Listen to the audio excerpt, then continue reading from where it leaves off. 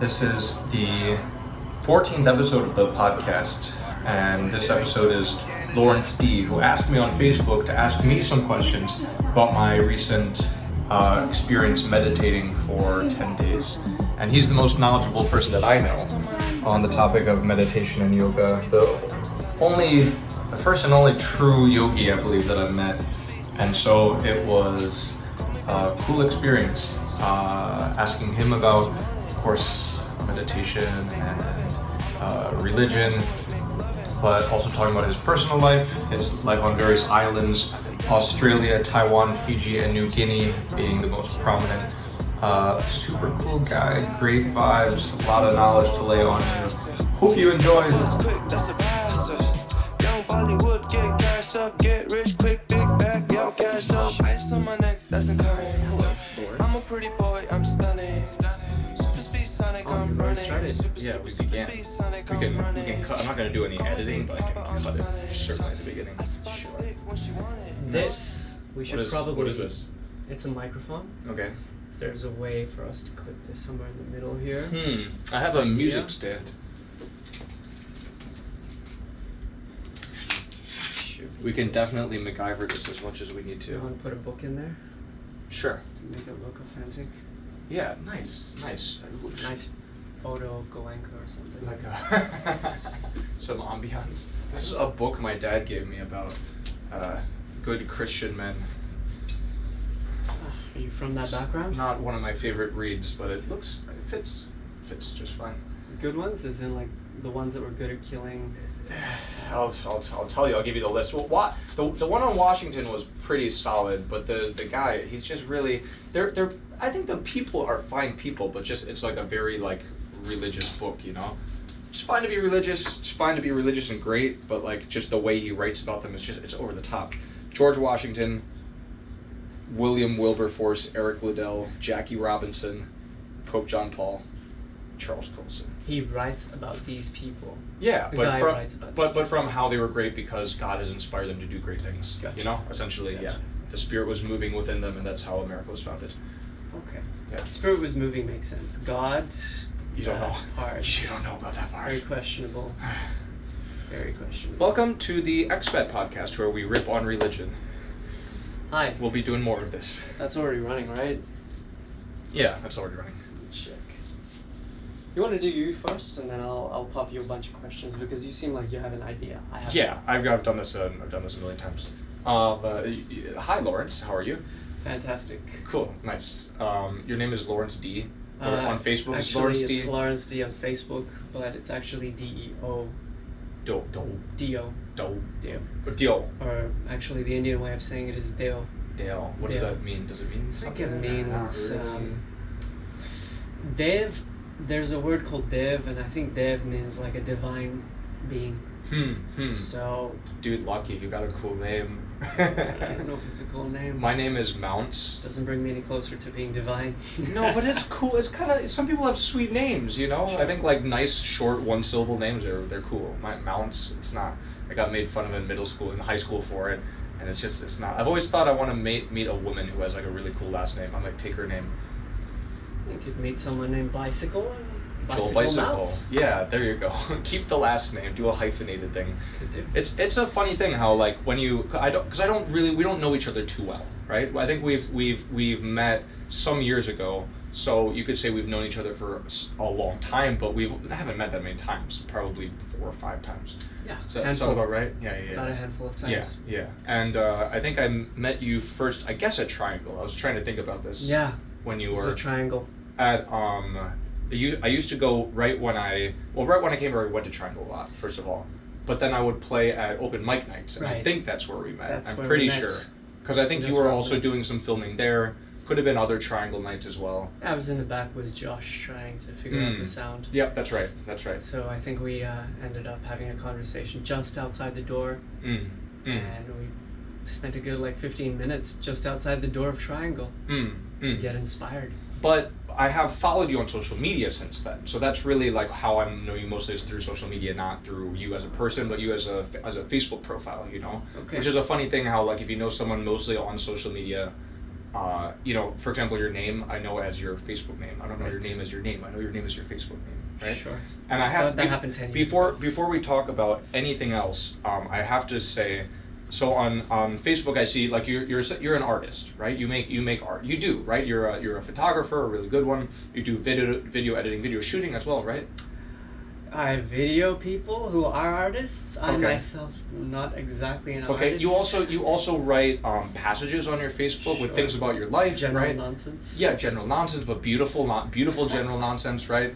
You do some kind of life performance art, right? You got like arrested for like meditating naked in a park, right? Like you're really truly an artist, I think, with a lot to admire, right? As a follower on Facebook, right? okay. No, This is your I'm not. perspective. I'm not trying. Wait. Your perspective. I'll explain myself I'm not just trying to again. flatter you. I'm trying to get to something. I'm I have- not flattered. I'll I have to- explain myself later. I have to say, of all of the forms of art that I most admire and appreciate about you, it's your use of the Facebook like button. Oh, that one. Does that mean anything to you? It does. It does. You like a certain type strategically, like a certain variety of comments on Facebook. Tell me about that. I think. I laugh out loud so much just seeing Lord Steve like this. It's a very spontaneous thing, but I think I do it mostly to review myself. I don't think Really? it's anything to do with what is actually written or like an emotion of what's written. I think if I feel like something is bland or someone has said something in a very straightforward way, usually, or in a way that's bound to lead to depression for that person, Interesting. then I'm definitely going to kind of drop one that's Okay. unusual. Okay. So the way I've always read it is something. I mean, is just someone saying something like kind of like awkward or untoward. Like if they're trying to show off, right? Like there's something, you know, someone has a picture of, you know, the Philippines, and there's some comments on it, and like, yeah, I really appreciate going to this place instead. I think you should check out blah blah blah. Right, like, right. like, you know, like just something where like you kind of cringe at the comment, like, hey, what is this person doing? Like, super funny. So you are from India, yes or no? I am Indian, but I'm a couple of generations away from India. Oh, I see. It's You're 4 generations. Australian? My family migrated to Australia about 20 Okay. years ago. I'm Okay. born in Fiji. My brother and sister are born in Australia. Okay. So my parents, I guess they were originally in Fiji, both of them. Then my father moved over to Papua New Guinea. He was working there. And then my mother moved over there. And then after 7 years of this and that, like being held up at knife point and then being held up at gunpoint, then my mother alone being with 3 kids being held up at gunpoint. And thus starts the 5-hour interview. Right.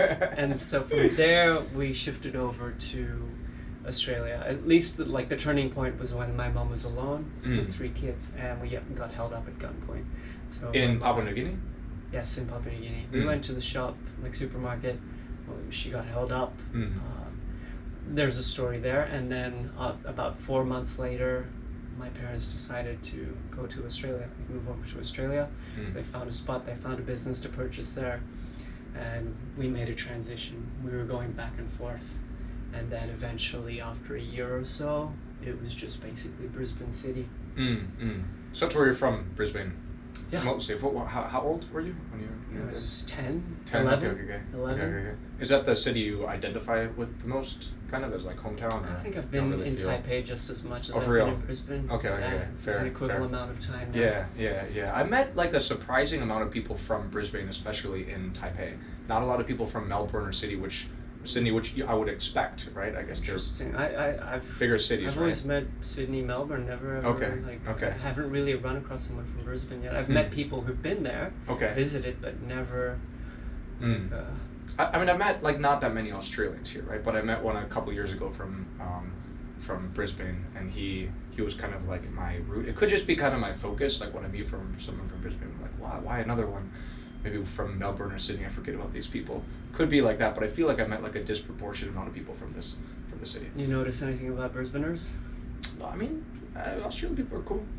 Okay. Is there something I should notice? I don't know. I've heard people say that Brisbane's kind of slow paced. How many Much people more live there? relaxed, and I think there's a population of about 2. Okay. 1 to 2 mil. Okay. Spread over the city. Okay.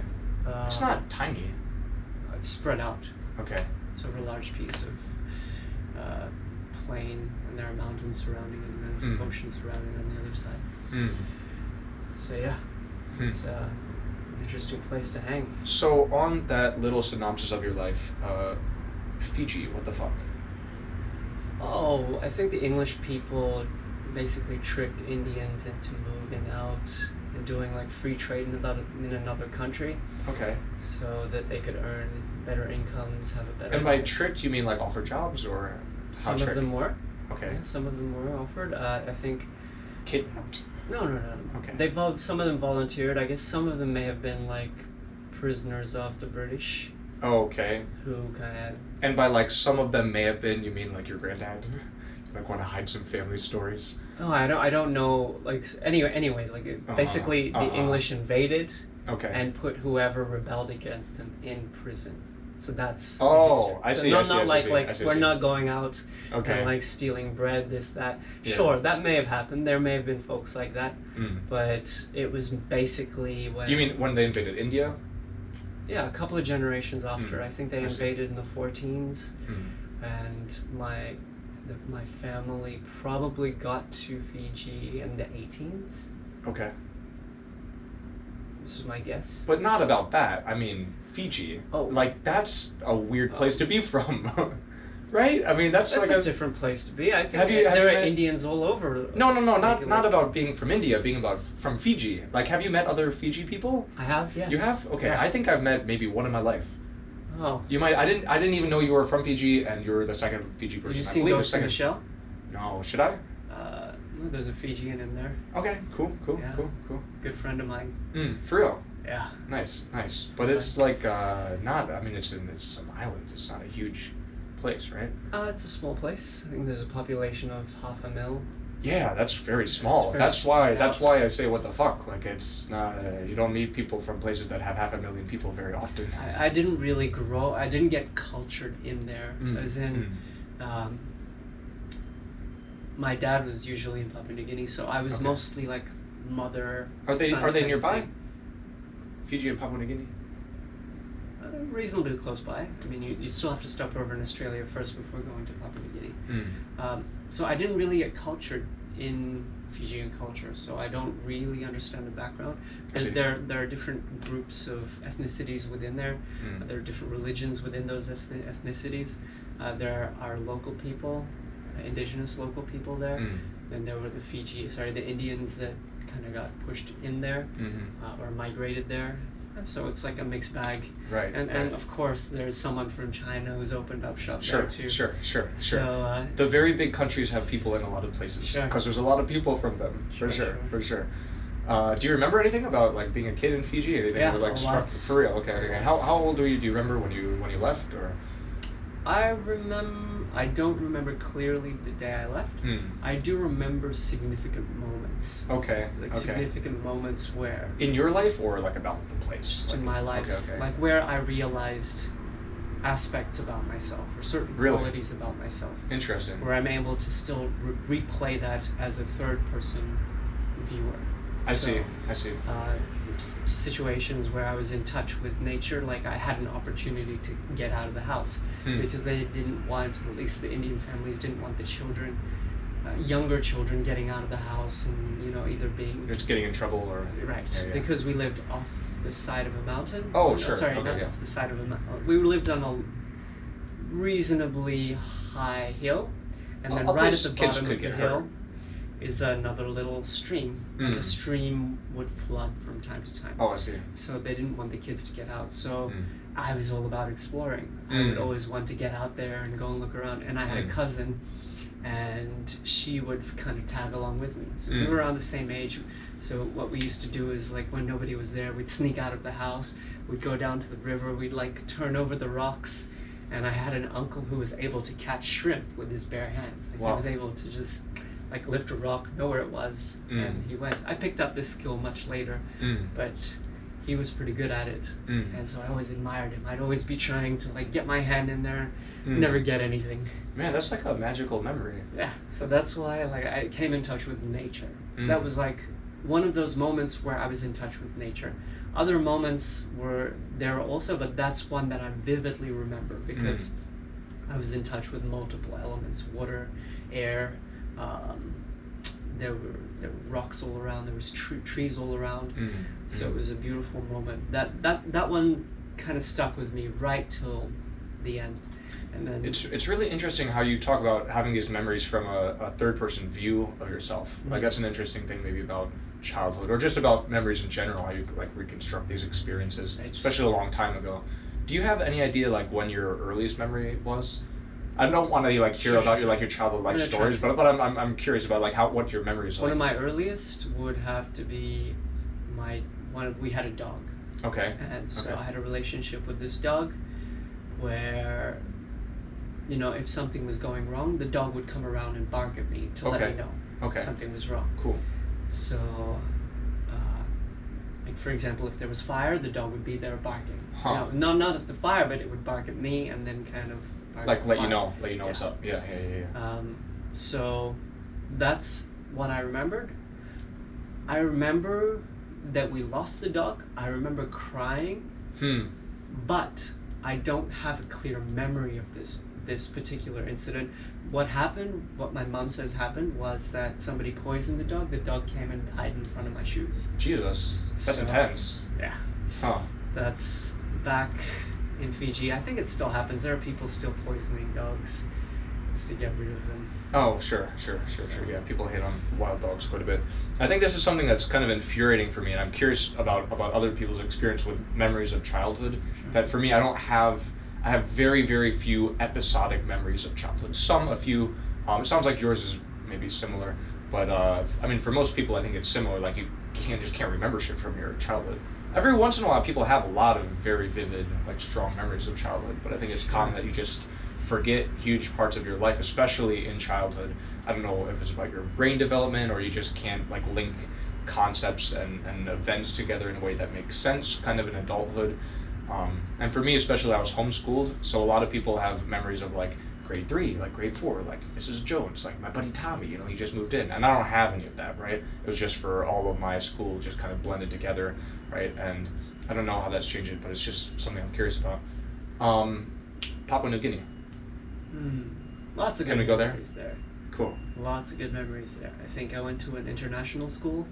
So at the international school, I got to meet a bunch of people from different countries there. So sometimes I wonder, like, you know, I've been in Australia for a while, but sometimes I wonder if most of my accent, like original accents, were picked up from the teachers that were from this international school. Do you have different accents? Not consciously. Okay. It's not like I'm going to No, I'm not asking you. No, I'm not going to ask for a performance. No, that's fine. Just do things come out. Things do come out differently depending on who I hang out with. Sometimes I'm able to pull off an accent where I'm making fun of something or trying to imitate something. That happens. But I'm not good at that. Yeah. I'm not conscious about my accent yet. Yeah. It's just wishy-washy kind of accent. Comes and goes. Papua New Guinea is like one of the craziest places in the world, right? In terms of like how undeveloped it is, essentially, right? Am I thinking of the right place, or am I thinking you're thinking of the right place. Borneo? Is that? Borneo is probably very similar, or even probably in a worse situation. But okay, is it bad in terms of like the way I've heard it described is like there's just a lot of people like living in very like old hunter-gatherer ways or something. I mean, like a huge part of the population like cut off from the outside world, essentially. I mean, certainly like no electricity, running water, something like that. Like huge parts of the population, like living in the jungle, essentially. Not maybe totally cut off. I mean, they're like aware that there's other stuff outside of them, you know. But yeah, I think there definitely are those groups of people out there that have never come in touch with modern day civilization. But I think people are getting out there. Okay. There's some level of influence. Anyway, I think what's happened... But is it like a sad situation, or is it like a romantic, like Amazon rainforest? No, I've heard it's a sad situation at the moment because what I've heard is that certain governments or certain individuals in the government are supporting mining industry. So those mining industries are supporting military in Indonesia to push inwards from one side. So basically there's...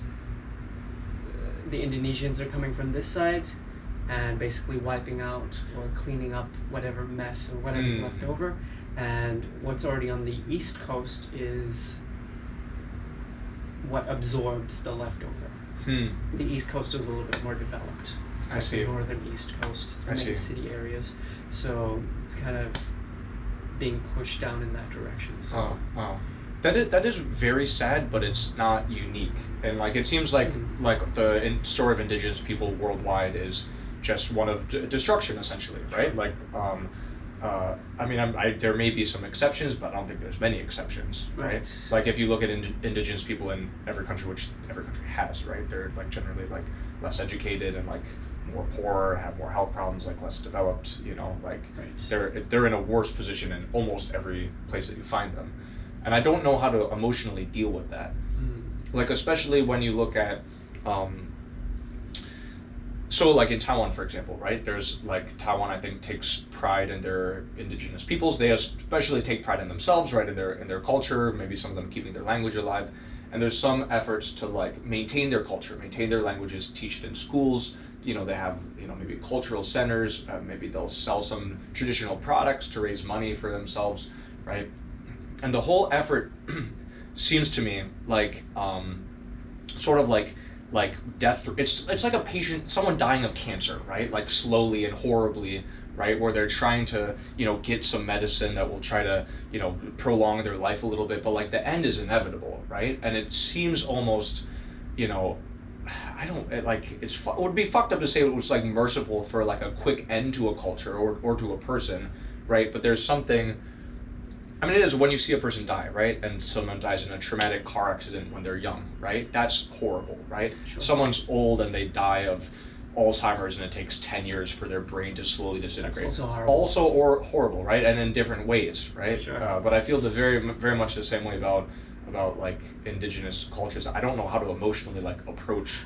I don't know how to feel about it. You know. I think most of those cultures were never designed for systematic education. So the moment systematic education came into play, their cultures are bound to get wiped out. It's inevitable. Huh.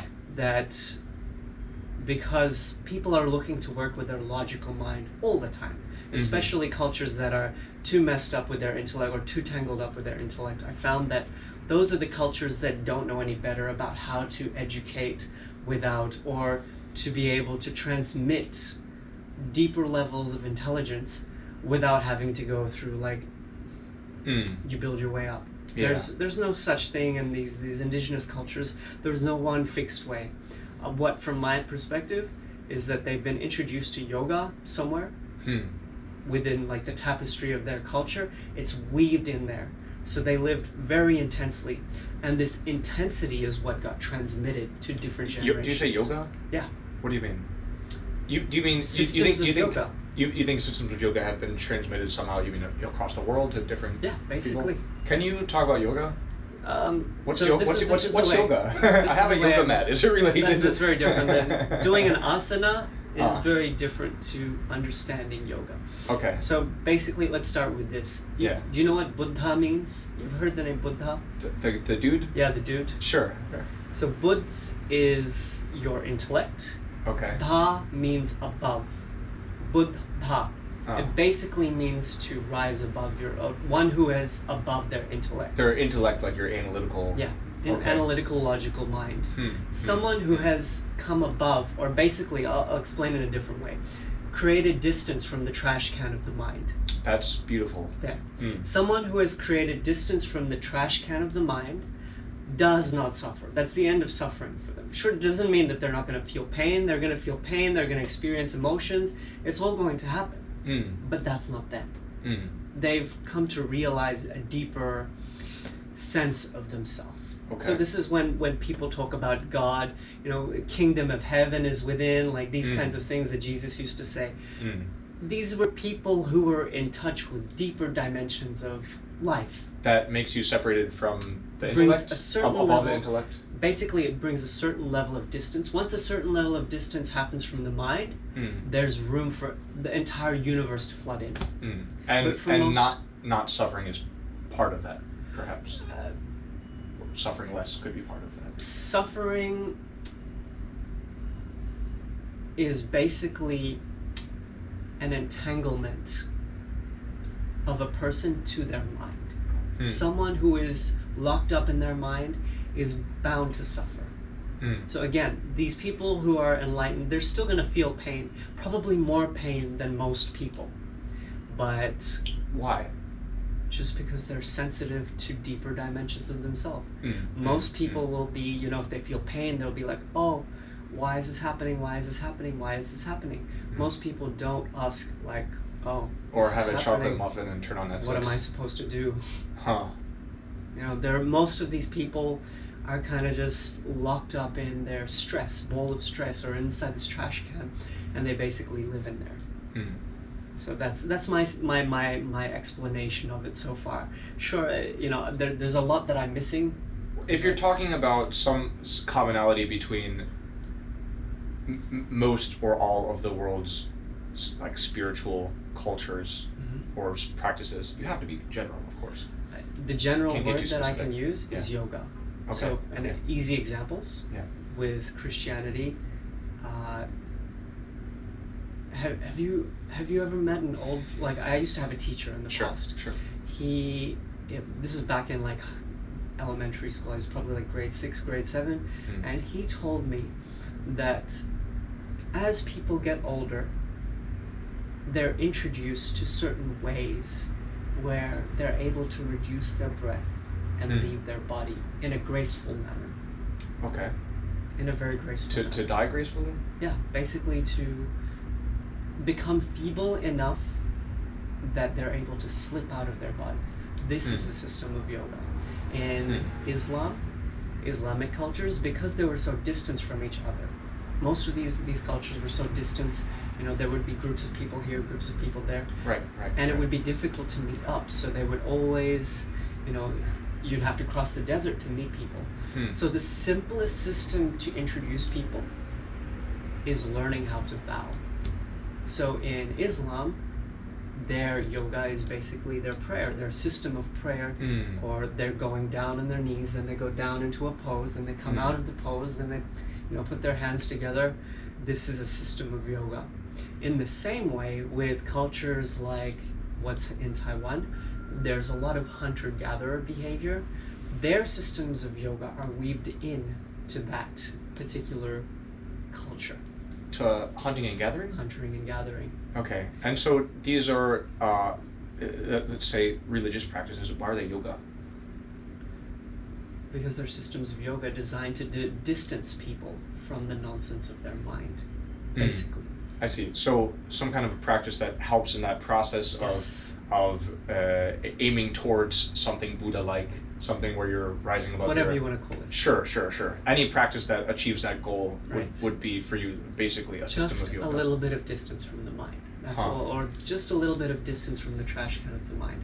I've found that I've lost my train of thought. Sorry. And so tell me about like yoga, like yoga with the yoga mat, like hot yoga at the yoga studio. Asana. That's the. What is that? Is that can that also help? Could asana yoga be yoga as well? It's a system, but it's not the only way. Just because you can stand on your head or bend your back. Dude, I wish I could. Can you stand on your head? I wish I could stand on my head. It seems so cool. I wouldn't recommend that to anyone. Unless they're in touch with someone who understands the mechanics of the body. Seems like it'd be pretty easy to like fuck up your neck. if you don't have someone who understands the mechanics of the body, very precisely, then it's better not to touch those types of yoga. Yeah, and also you should probably be like really into yoga before you attempt it. You should be pretty comfortable giving it a shot before I think this is the thing. Most people think that the modern day yoga is what yoga is, which is kind of dangerous. Do you fit in that category? Yeah. I mean, now maybe, you know, next time someone brings up yoga, I'll talk about this conversation. I'll be like, actually, I met a man.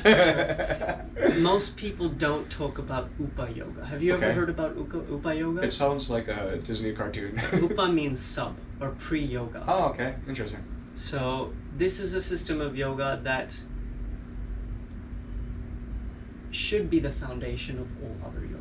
Before you lift up into the higher level practices, you start with A.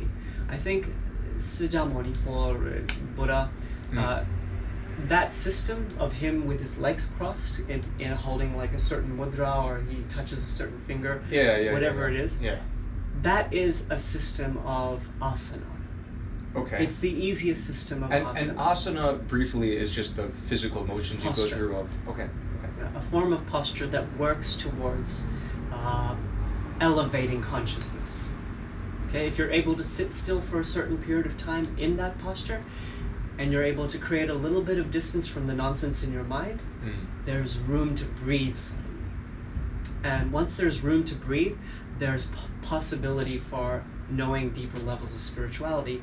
Like with the reason why most Buddhist cultures, like Buddhist like teachings, they're just going to come and go. The teachings are always going to come and go. But the Buddha himself, the statues of the Buddha himself, is where it counts. The statues? The statue is where it counts, because he wanted people to be able to observe him, or at least most of the people who developed these cultures, they just wanted people to be able to observe the asana itself, the posture itself. Because if they're able to observe the posture, they would be able to recreate it for themselves. This is the general theory. Okay. The teachings, they're going to keep changing, the philosophies are going to keep changing. Yeah. All that stuff is just kind of a big mess that's going to keep people tangled up in their brain. So when you hold an asana, that's a way of kind of locking yourself up so that there's nowhere to go. If there's nowhere to go, how are you supposed to collect more philosophies? How are you supposed to collect more teachings? You're basically locking yourself up so that instead of absorbing the nonsense from the outside, you prepare yourself in a way that you're able to sense what's happening within you, right down to your heartbeat. So people who are in touch with themselves, people who are in yoga, generally have the ability to sense their heartbeat in real time. Very few people have this ability. Very few people even have the ability to manage their breath consciously. So forget about like sensing your nerves, sensing your body. I think if you went to Vipassana recently, this system is designed for that purpose. Can you try to describe what it would be like for, so like I like to do yoga as like stretch, it's like exercise essentially, Sure. right? Exercise you do differently. Yoga you do, that's... Okay. That's I like all. to do yoga. So I like to do is it yoga exercise on my or is it yoga mat yoga? with yoga YouTube, right? So let's call it an asana. You Okay, like to do I like to do asanas, yeah. A lot of people like to do Postures. asanas. I like to do postures, yeah. Right. Like something that's super fun and super interesting, gets Standing you on touching your the head, your body. feet. So not quite, not, you know. But like, so what would be the difference? Like, if I was to do like an asana routine, all right, between like a yogi and me following the YouTube video and trying to figure out where to put my hands. Like, what's the mindset, the experience going to be like if it's pure versus just the postures? If that Generally, question makes sense. I'll I'm explain it gonna like this, grab sure. some water.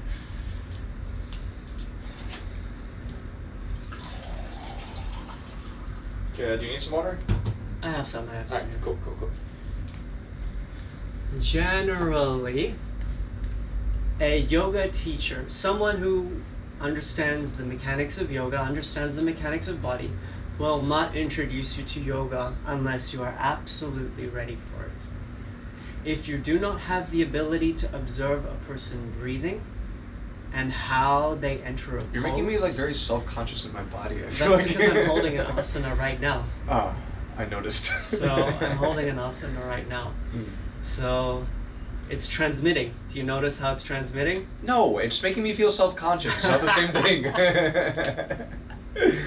Slowly but surely, you're observing what's going on in my body, right? You're observing all the details, how I'm sitting, Yeah, how I'm and I'm moving my trying to like spine. not let it get in my head and like Right. maybe like kind of ease into this So kind of... in the same way, these statues of the Buddha, the statues of whoever is in a yoga pose or whatever, Yeah. this is how that was designed. So at the moment of death, usually if you have enough devotion towards something, at the moment of death, philosophies usually drop. You don't carry that stuff with you. It usually drops at the end of life. But the image that you've observed is usually fixed into the mind, and that surfaces. Can we? I don't want to talk about this. Sure. What the difference between doing the yoga in the two ways? I mean, someone's going to be more sensitive if they, let's. excuse me, a yogi versus... I'm still explaining. Oh, sorry, it. my bad. So we're getting there. Okay. If a person doesn't have the ability to observe breathing, observe the approach into the asana, observe the very small fine movements of a yogi, then usually that yoga master will not introduce advanced systems of yoga to that person. It's easier to teach people how to walk properly than it is for them to stand on their head. This is an easier system. If people learn to walk properly, if they learn to walk like a yogi, say, where they stride, they take a certain stride and they breathe with a certain mechanic or like certain rhythm, and they step, they place their heels down in a certain way as they step, and then they use their imagination in a certain way when they release this. This is a much simpler and more effective system of yoga than trying to stand on your head, because you're actually learning how to use your body well. You're learning how to create a stable mechanism. It sounds like it could make someone kind of OCD, right? If you were thinking about like all of these things all the time. Not necessarily.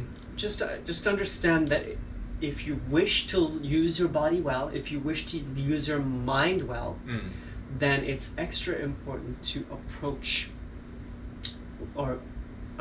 life with a certain reverence for what it is. So developing the reverence is also part of yoga. If the reverence is not there, then OCD happens. Compulsiveness happens, because then people forget that they're only a temporary pop-up on this earth, when we're still part of this earth.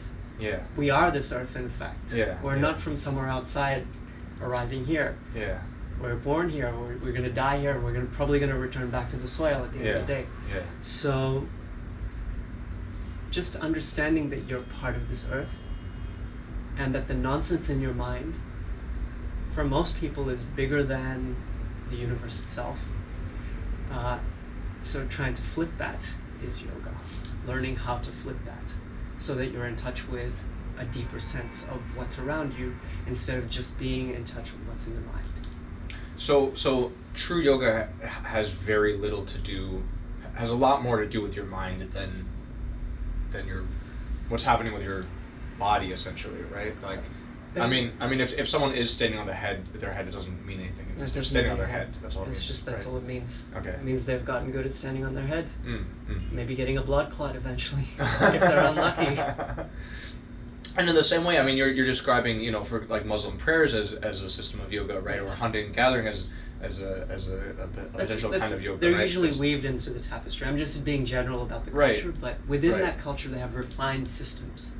Very refined systems. But ultimately, the mind state is about being very sensitive about your body and looking at yourself, sort of what's happening, kind of objectively. Yeah. Learning to observe yourself. Basically, learning to observe yourself, and also learning how to use this body and mind to its fullest ability. That's intense. Yeah. Can we get back to Papua New Guinea? We'll move back to this later. I did want to answer. You asked what's the difference between YouTube and like learning from yoga. I'd like to finish that. Please. Learning from YouTube. Yeah. If it goes wrong, if it goes severely wrong, you could end up in hospital. How do you mean?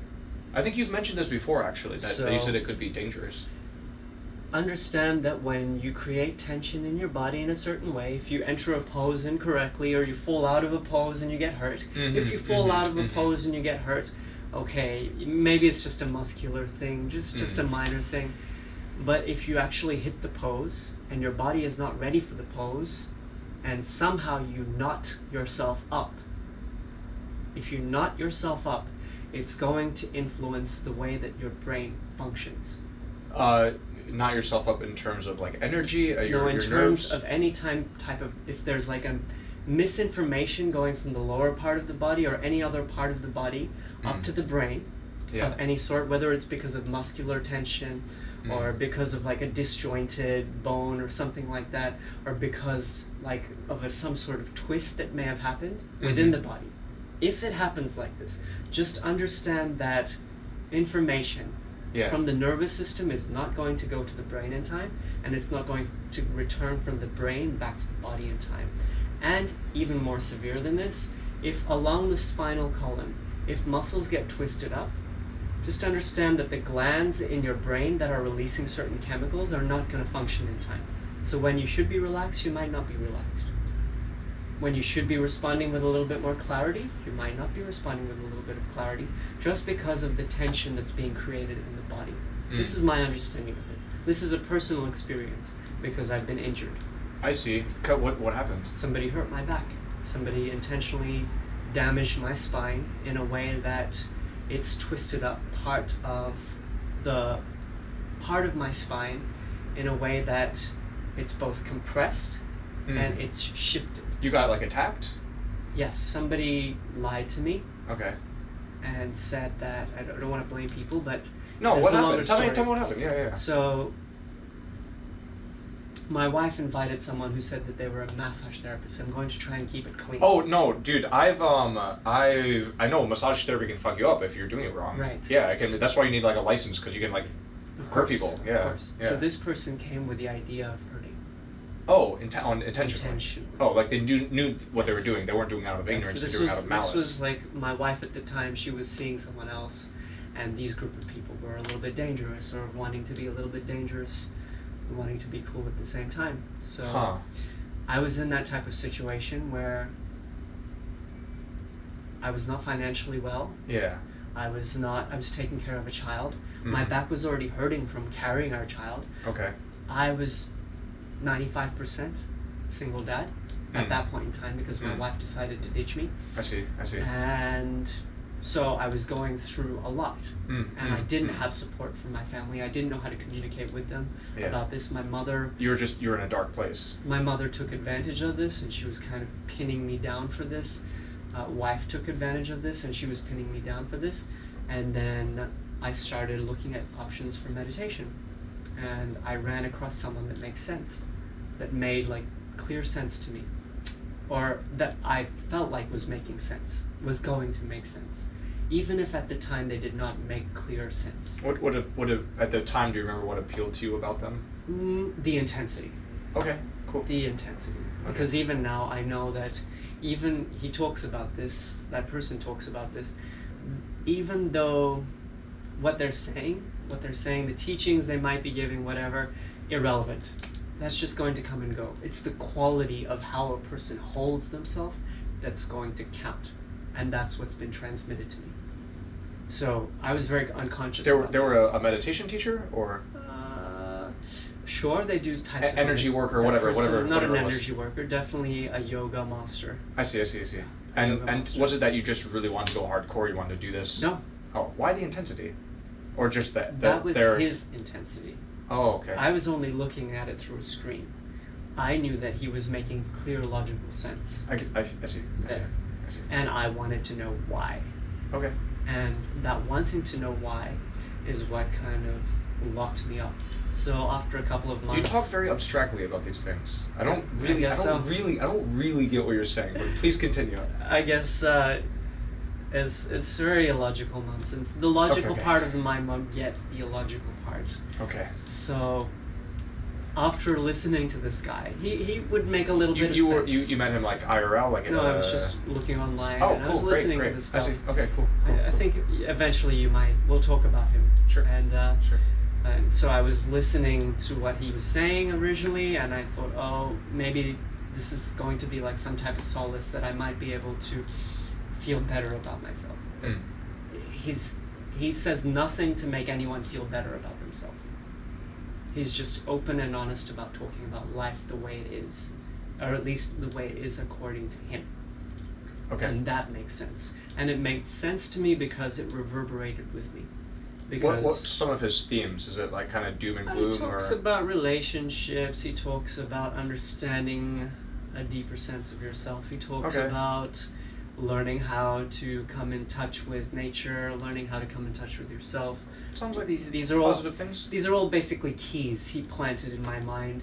And slowly over time, these keys would, they'd be available there. When I was in that type of situation, I would try and turn it a little bit. I see. And then take a peek.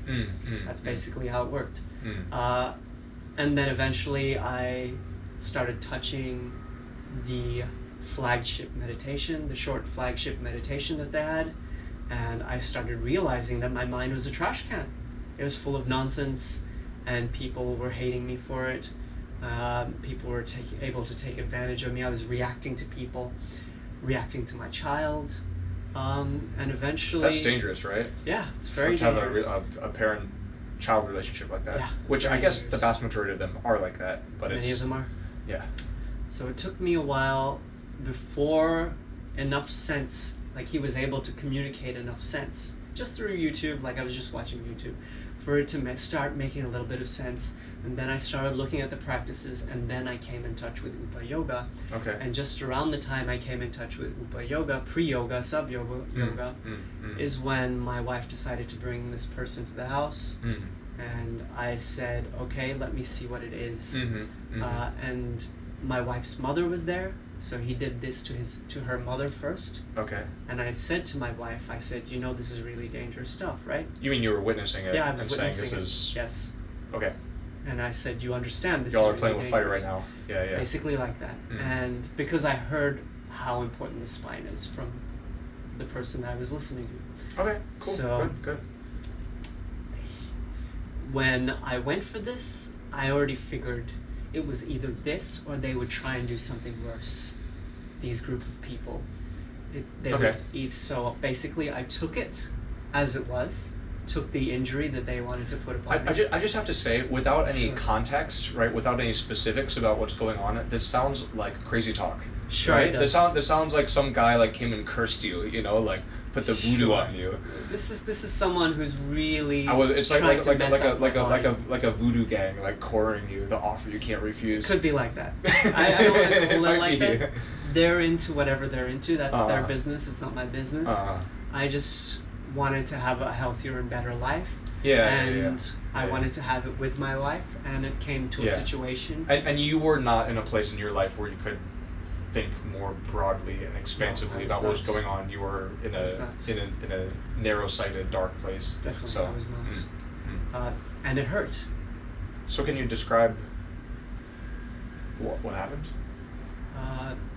We could go further, but I thought we had a conversation about not talking. Okay. about sisters. Fair enough. We'll go there. Fair enough. Perhaps off camera we Sure. can talk about. Okay. So playing with fire, something dark. Yeah, and my basically they pushed part of my spine to the side, so it's been pushed to the left, and it's been compressed at the same time, and that's basically caused a long-term, lifelong, basically, at least maybe 30, 40 years of suffering. How old are you? 30 something, 32. You can't have 30 years of suffering. Or you mean like this shit will continue? Yeah, this shit will continue. I see. It's designed like that. I The see. nature of the injury I see. is that it's going to continue like this for years. So it was either I take the short bullet, like the short bullet, like the immediate bullet, or wait until they come up with conceive some better plan. So what I did was I took the immediate bullet. I took our child and I left, and it was. Oh, you just got out of there, Yeah, I like got out of the out of there. situation, totally okay. But I went with the injury. Yeah. I went with my reactivity. I went with the injury. So I can only, give you a broad idea of how much suffering it was for myself and for my child. It was serious. It was serious. So I am working on improving that, and at the same time I'm finding people who are in similar situations, maybe not the same, but who are on their path to a similar situation. And what To potentially a bad place, you mean? Yes. Or okay. Yes. Try to stop the train in the tracks. So basically to derail it. Yeah, cool. Okay, right. So a lot of people It's a don't noble like goal. me. A lot of people don't like me because I'm in the way. And I'm in the way in a way that doesn't make sense usually, and I'm in the way where it makes them feel Do uncomfortable. you mean specifically getting in the way of people's spiritual paths that they're on? Not like some kind of necessarily in their practice they're on? spiritual path, Okay. but usually their attachment to their intellectual process or their intellectual That's nonsense. what we all about, intellectual nonsense. Nothing wrong with That's it. what I'm all about. Look at my books. I love them. I think there's maybe a lot wrong with it, by the way. there's Potentially quite a bit There's wrong an with issue. it. There's an issue only when Yeah. the intellect gets dulled by emotions. How do you mean? So if you wish to be clear about something, be clear about it. Just express it the way it is. But if you're going to recycle the emotional nonsense and bring that up and You mean like through the intellect? Yes. I see. And think that is the intellect. If people are going to think that, then I'm going to be in there trying to put like different pins in there to try. Oh, you mean like you have some Renavigate. like anger about like your dad that beat you, Whatever and you're it could be. It could be and you're whatever. like expressing this, and I'm doing a Right. thesis on blah blah blah. I'm just trying to Whatever I'm people thinking- are attached to. Yeah, Once yeah, they're yeah, attached yeah, to yeah. something, their intellect is bound to get tangled up with what their emotions are going to spill. If their emotions start spilling, then the intellect starts to become Can dull. I ask more about your injury or no? Yeah, you could. Okay. Your spine, is it medically? Is there something medically wrong with it, or would you say like energetically Yes, wrong medically with it? wrong with it. Okay. Like it's actually like it's Let- changed. It's changed after that. It's occurs? changed. It's basically twisted, Huh. it's compressed, and it's tilted to the side. And it was this an acute incident that something happened on that day, or this was a gradual process? No, this is like instantaneous. I saw That what. sounds fucked up. Yeah, That sounds it's really a form fucked of up. dark martial that arts. sounds like really traumatic. It's a form of dark martial arts. Huh. I've only met one other person that has had or says he had this happen to them, Okay. and it's almost impossible to introduce that person to yoga. Almost impossible, because they're trying to work with their logical mind and not they don't have the sensitivity to go a little deeper into their body to figure it out. Whereas I kind of observe the process first, being done to someone else. And then I already had heard about the spine, like the spinal injury thing, like not allowing people to touch the spine. And Okay. then I was just in that type of situation where I figured if I didn't work it out then, if I Yeah. didn't make it look like I was playing in their game, Yeah. then yeah. I wouldn't have been able to. Can I ask how long ago this was? This was 4 years ago. Okay. The pain's still here. You're right. That's No, where I Saturn is yeah. speaking. I this I understand. But in hindsight, do you view the situation the same way kind of you did at the time, or I mean, or do you have some No, other I like view it the 4 years same out? way. Okay. I view okay, it the okay, same way. I okay. understand that something was going to go wrong. I understood that those people That were- especially something's going to go wrong. I have to take this and deal with it. right. Or that you understand the same way 4 years Yes. later. Okay. Cool. Yes, cool. that's still there.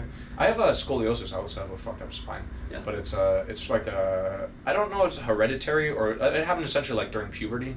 Like they do checks for scoliosis. It's like Sure. it's a fairly common thing. Like a lot of people have it. But it's like my spine is twisted in 3 dimensions. It's like Oh. it's like it's like it's something that's given me like a lot of Lower or upper? there's two curves, one in my neck and one like Oh, you here, got an interesting around here. one, hey? Yeah, it's like an S curve. Once again, not that uncommon, right? Right. And it hasn't affected my life almost at all, only mentally, right? Because like if I look at my body like in the mirror, I can see how like my trunk is like twisted, 10 degrees. It's just like my body's fucked up, But it's a mental thing. Like physically, like I haven't actually had any pain from it, or I did, but I started like strengthen my back. And it's I fine, guess you're fortunate in a way that it's not in the central location of your spine. If it were in the central And location, it's not that severe. Like some people have really bad, Right. Yeah. My wife right now, she has a little bit of a push on her spine that's a little bit further up from where I got hurt, where these people hurt me. And that creates, I'm not going to say specifically that, but it causes tension in her body in such a way that she builds up her emotions. Interesting. It's in different people, it appears in different ways. Yeah. From what I've read, and I don't know, like I haven't had any like really major issues. I've wanted to correct my curve only for aesthetic reasons, like so my body looks better. But it doesn't majorly affect my life, so I haven't made any major steps to fix it. Do you right? think it might later on? Could certainly Are you could. planning on visiting someone to get it handled? I mean, there's clinics, but they take like they have pretty reliable treatments, but it takes some months and they're not cheap, right? Because they're essentially, you'll put your body in positions that are like the opposite of the curve, right? Right. And then you have to like live your life in those positions and learn like this is my new posture for my life, right? And that takes some months to accustom your body to. It's a process, right? I mean, yeah. You're obviously visiting some real medical people. No, this is online. I mean, there's like scoliosis clinics, right? Like essentially, like they this is all they do. Like this is exactly what they fix all the time, right? But a lot of the patients you'll see go in, like they have. Long.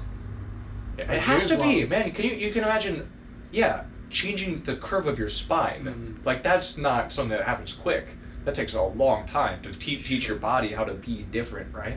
I mean, even now, like for example, my head goes to one side, and sometimes I am conscious of it. Like I try to, like go in front of a mirror and like look at how like it would be straight. But the problem is like I have enough curvature in my spine that if my head looks straight in the mirror, that's probably not the same as actually being straight, like my spine being straight.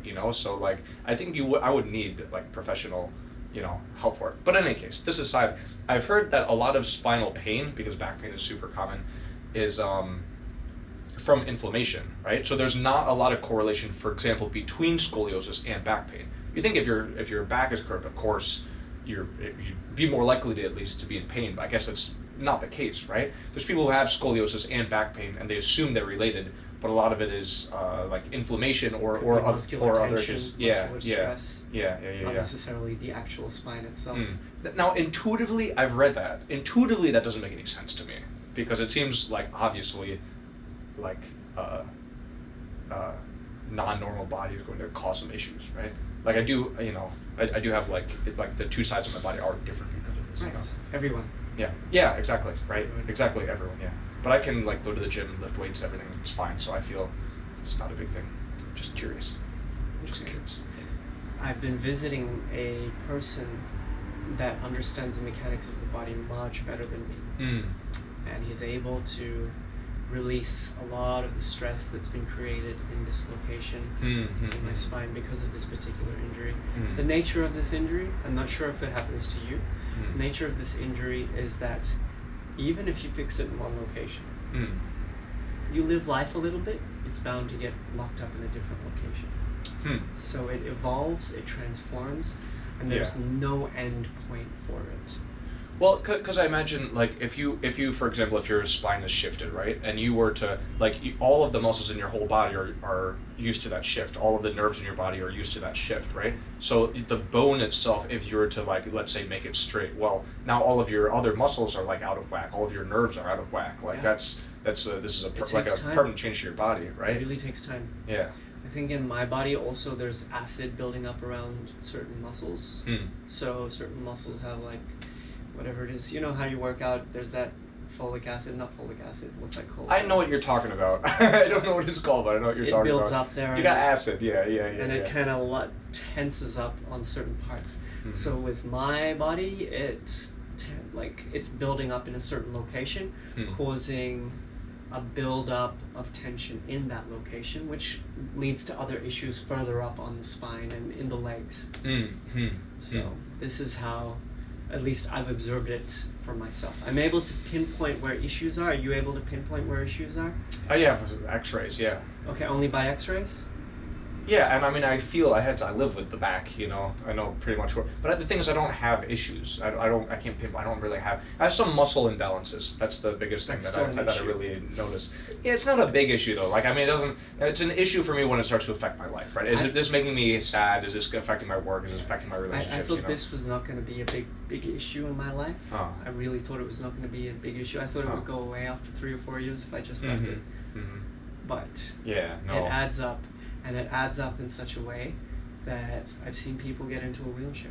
I'm not saying this in particular, but just, if you... Could it be... Can I run a theory by you that we are I'm certainly not close enough to you for this to be appropriate for me to say? Continue to Okay.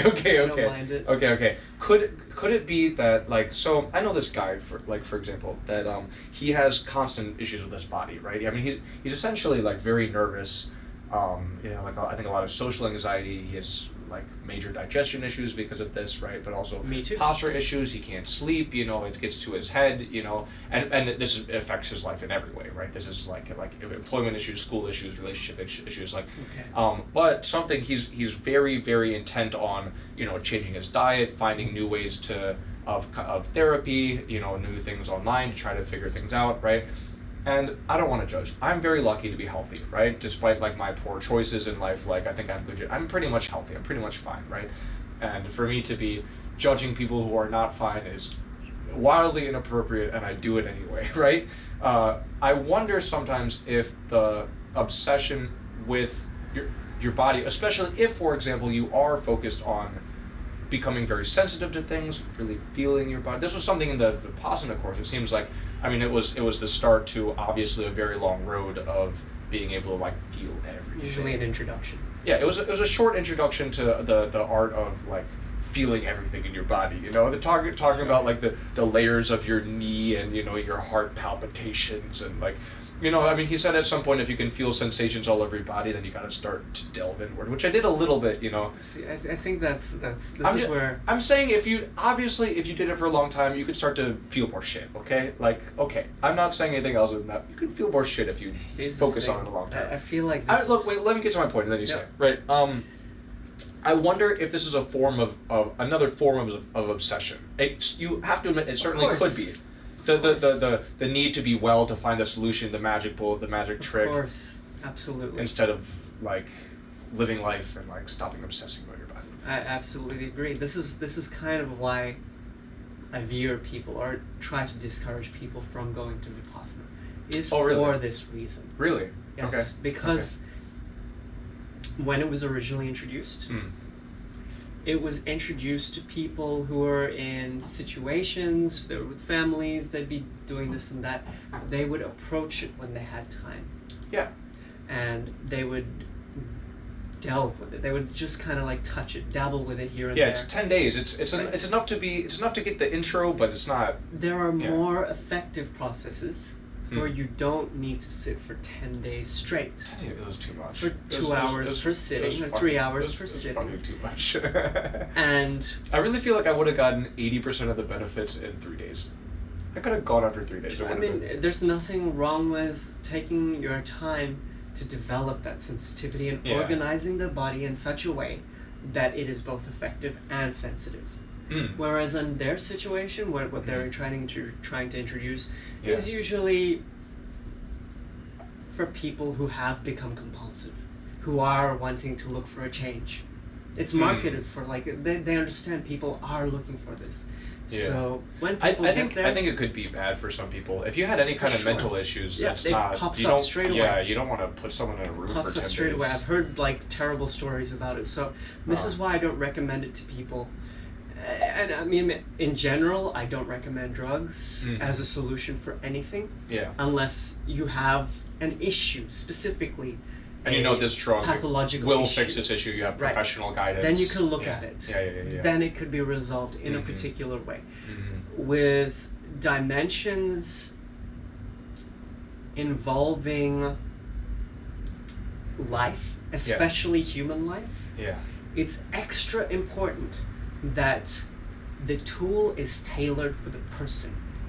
If the tool is not tailored for the person and it's being marketed as an openly available tool for everyone to practice, and for all ailments, then it's a guaranteed way of hitting and missing.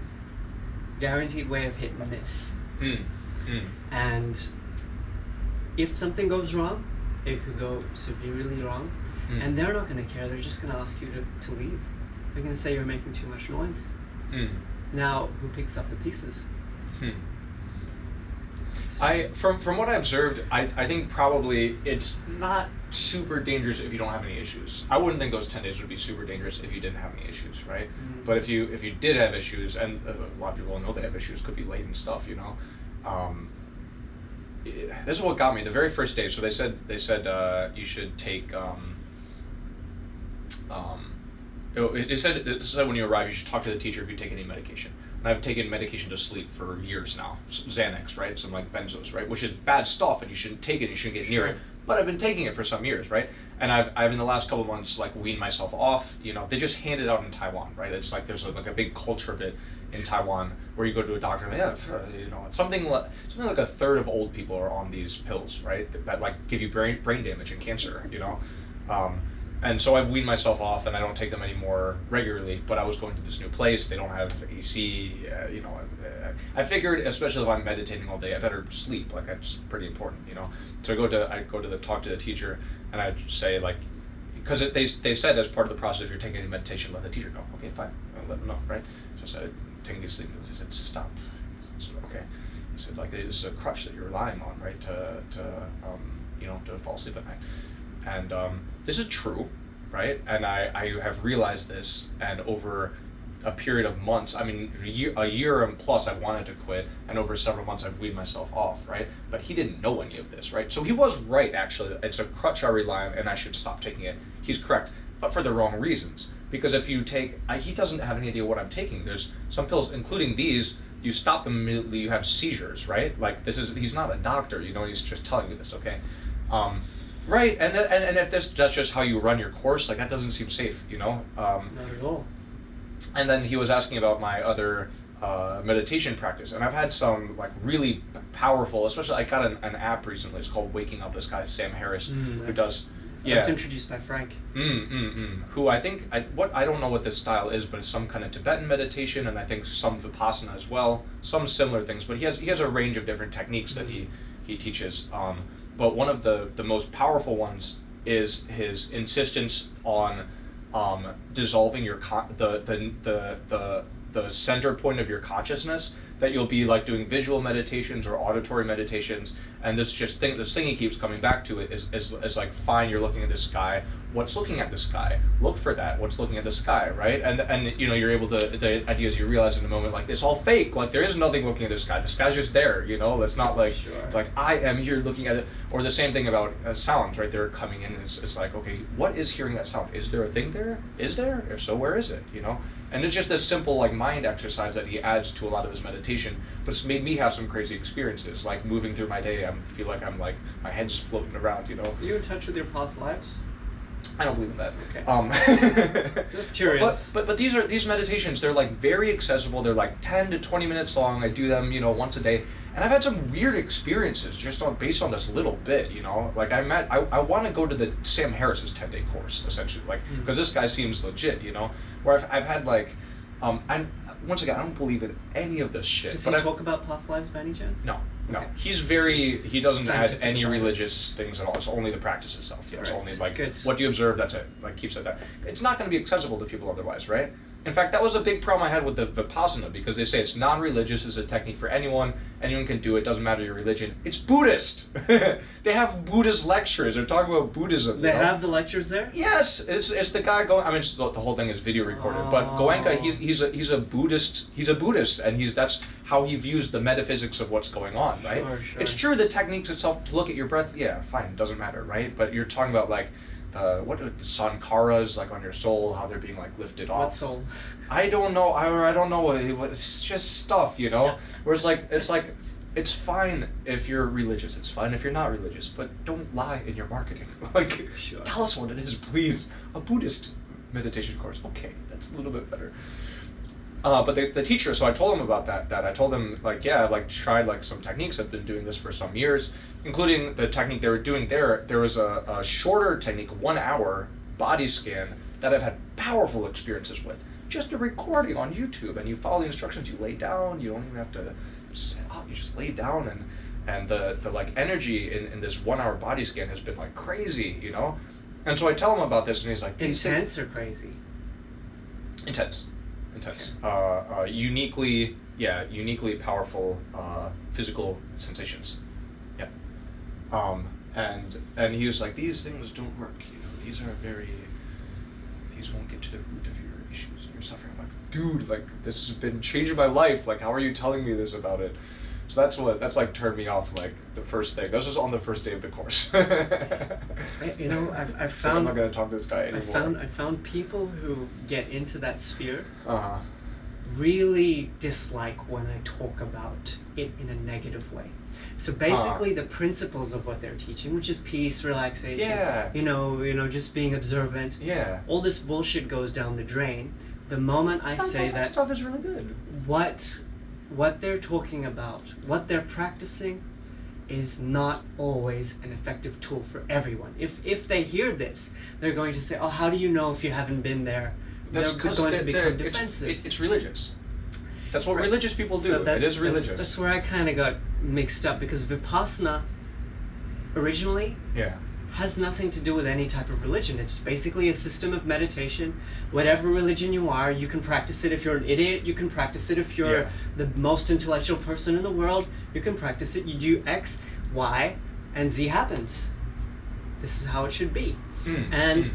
The way that it's being marketed there, the Goenka style, right? The Goenka style in particular. Yeah. It's basically taking advantage of a tool, in my opinion, taking advantage of a tool and condensing it in such a way where, yes, it blows people's minds away, but no, it doesn't make them stable.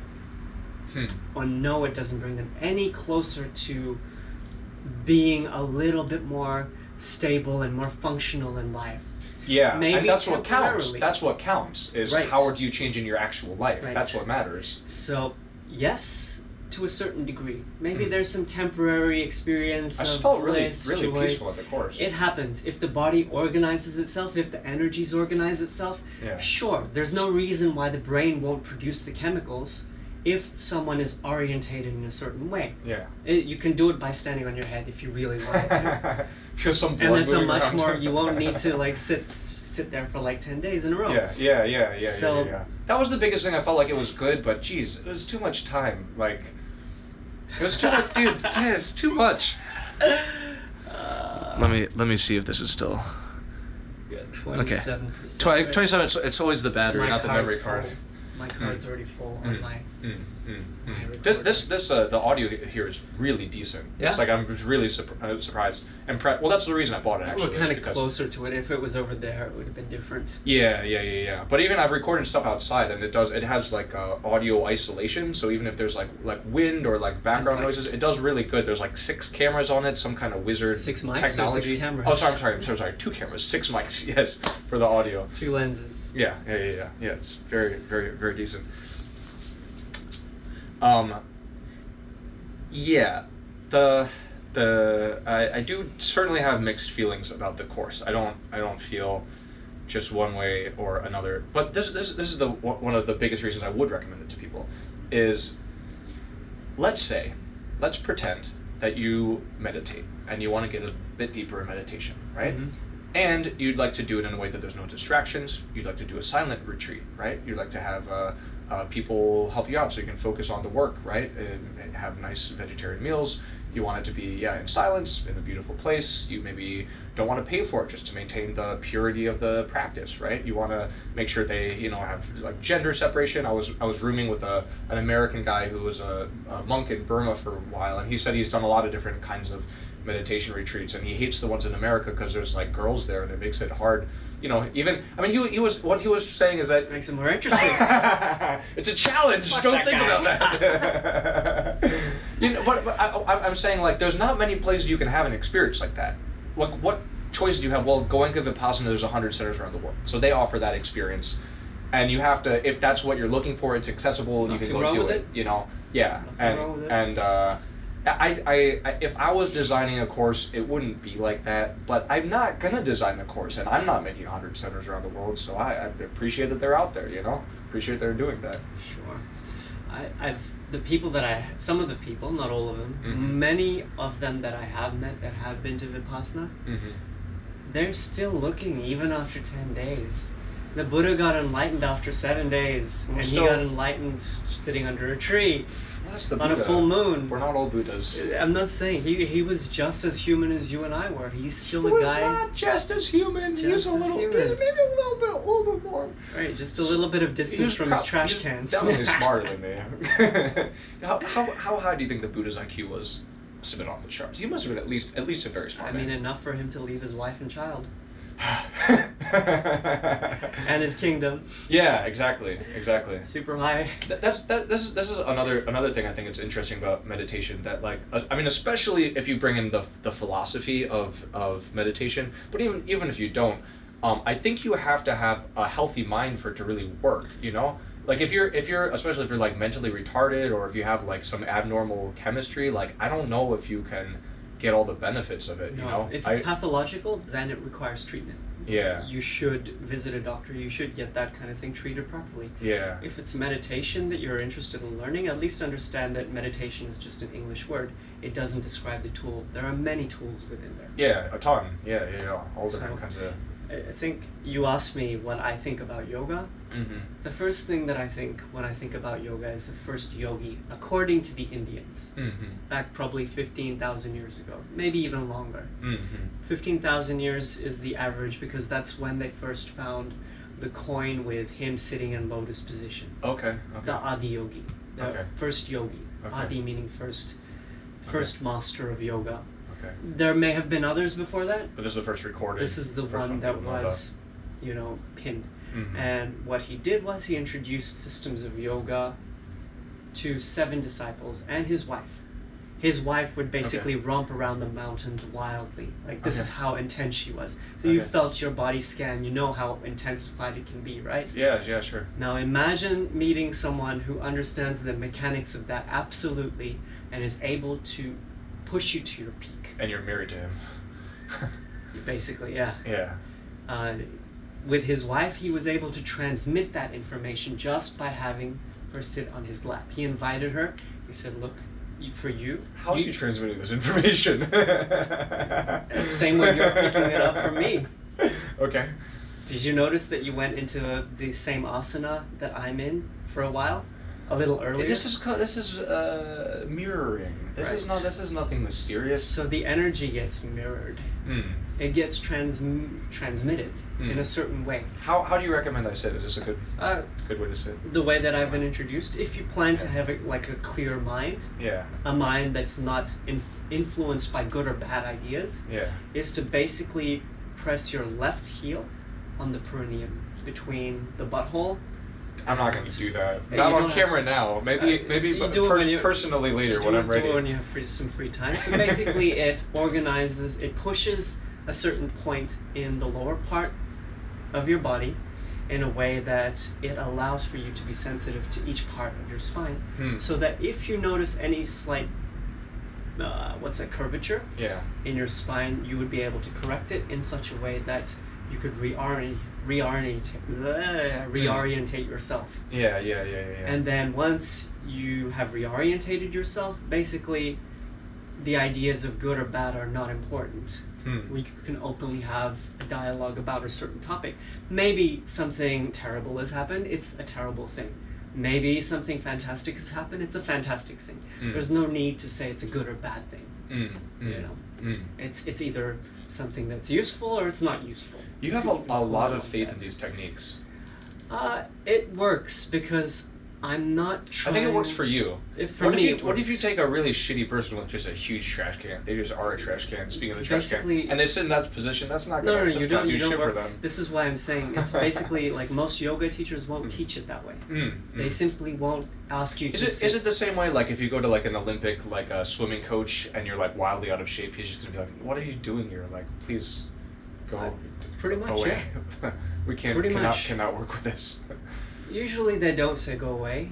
Usually, I'm sure they would put it in. I'm sure the swimming coach would also put it in a nicer way. There's a community swimming center down the street. That's a really nice way. You would usually with yogis, they're usually intense enough that if you're not able to handle the first conversation, it's just not going to work out. Anyway. Okay. Yeah. Just the energy's gonna steer someone like this is not working. Usually the conversation. If you're in touch with your mind, if you're cool enough just to take him for what he is, then it's like whatever he says is going to ring in your mind. Even if you don't want to think about it. The more you try not to think about it, it's going to ring even more. Yeah. This is a method. Yeah. This is a method of just making someone really sensitive to the nonsense in their mind.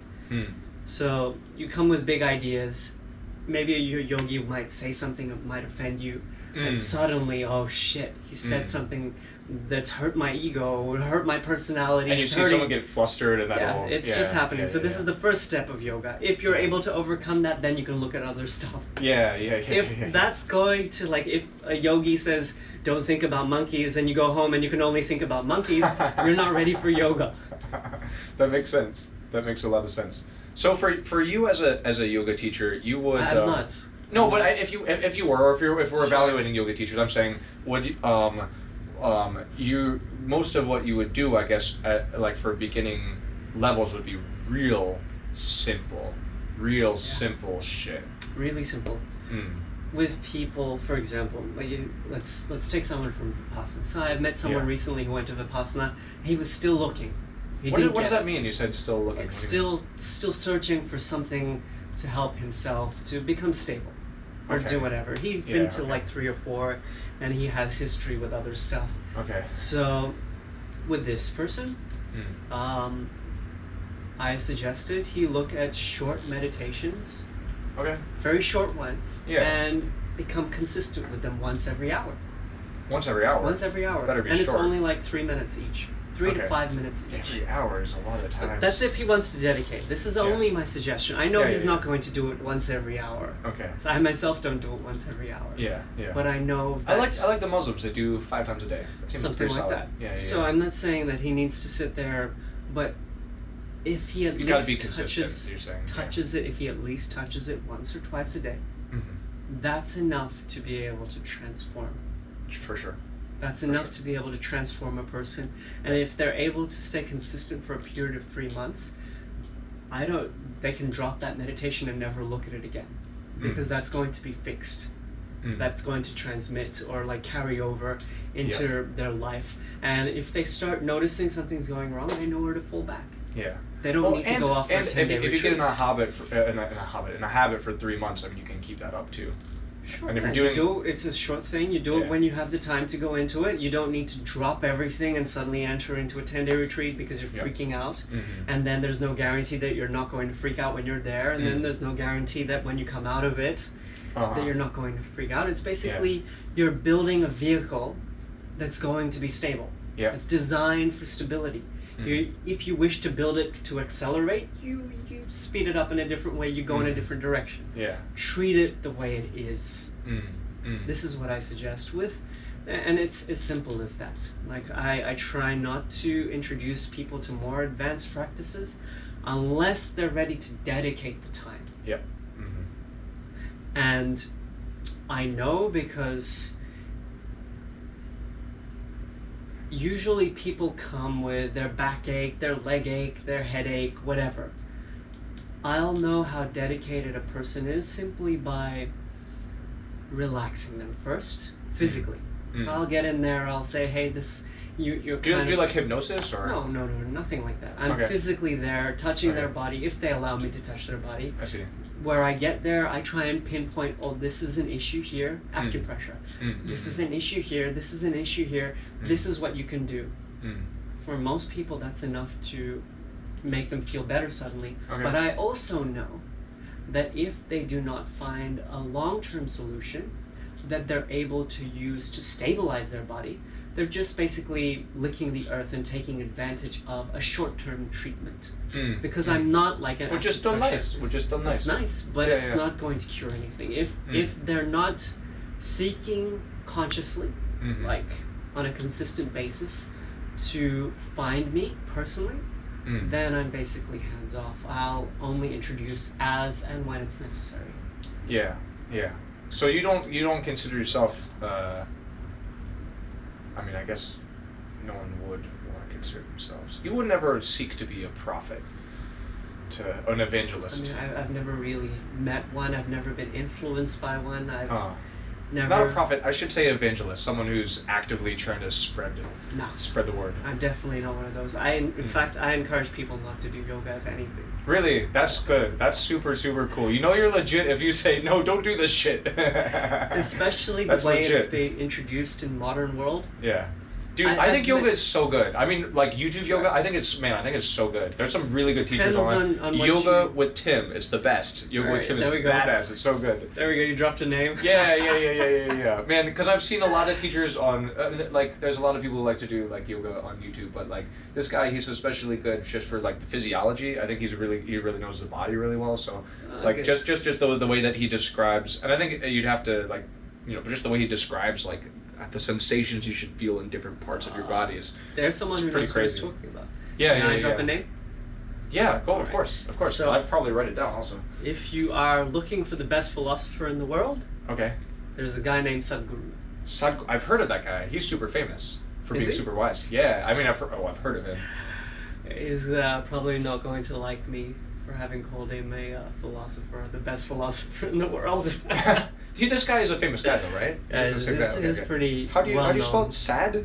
Sad, S-A-D-H, S-A-D-H. Okay.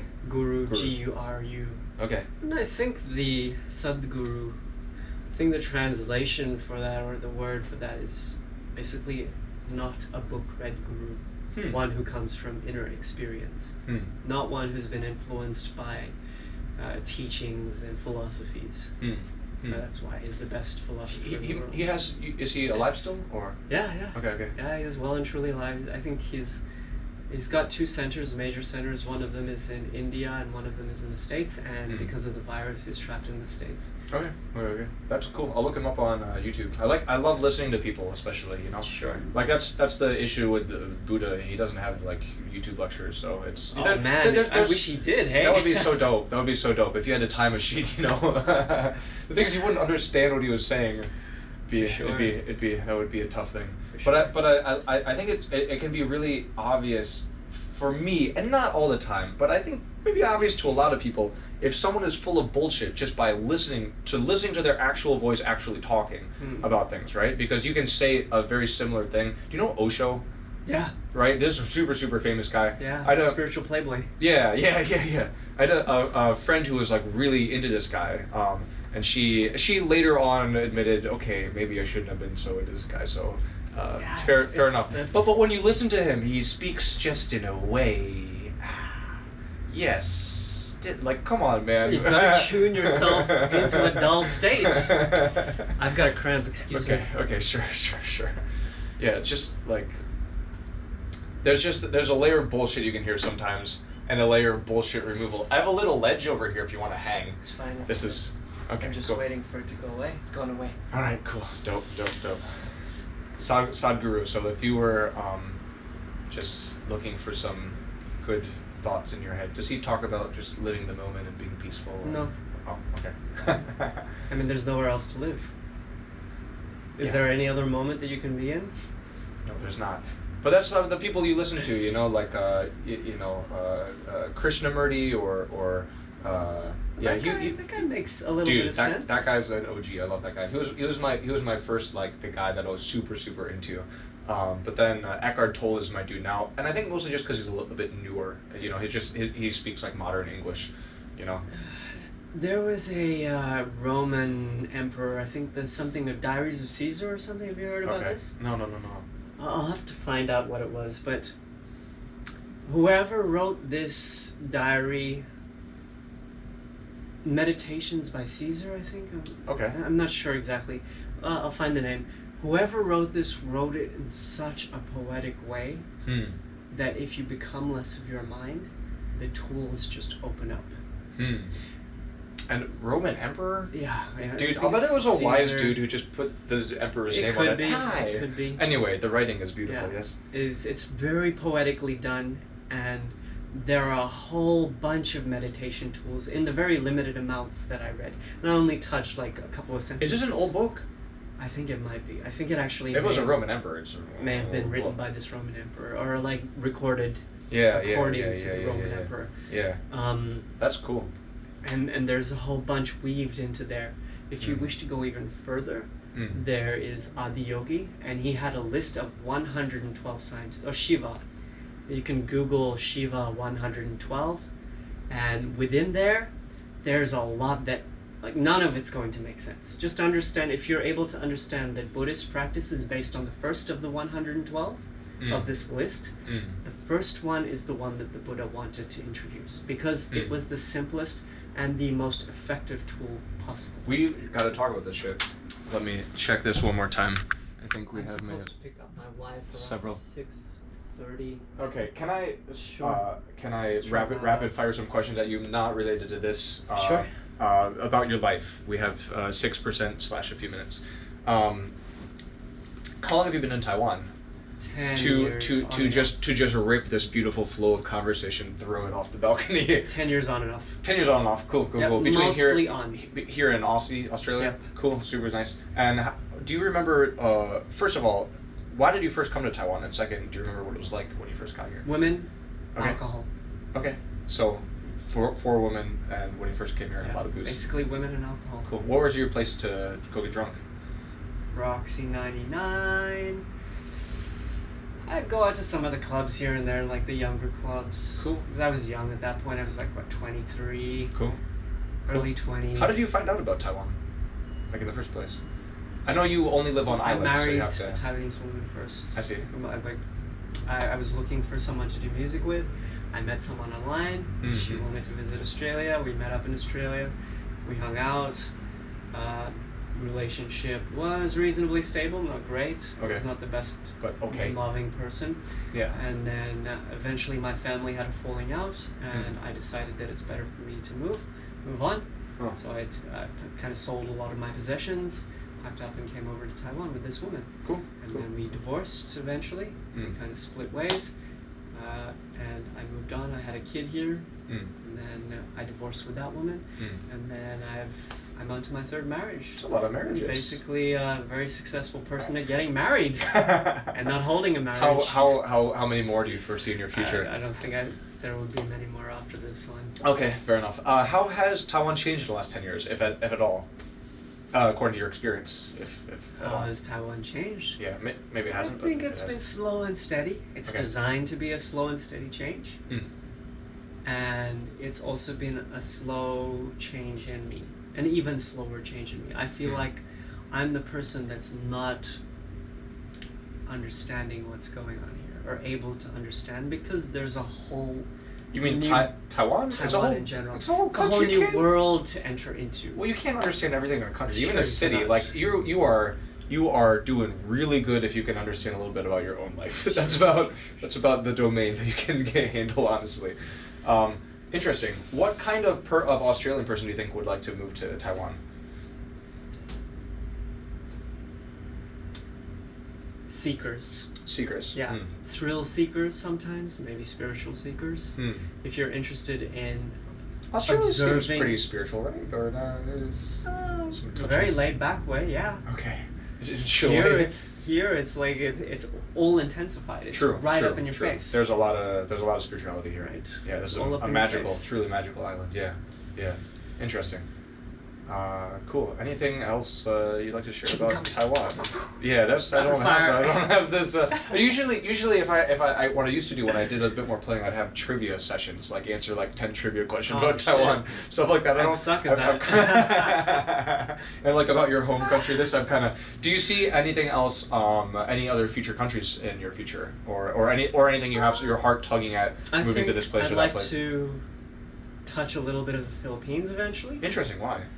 I feel like there is a large population that could be, or smaller populations that, like places where I'd be able to transmit forms of yoga that would eventually plant the keys there, like I said before, basically planting the keys. Yeah. And then when those people are ready, for them to try Why it Philippines? themselves. You met people from there, or why?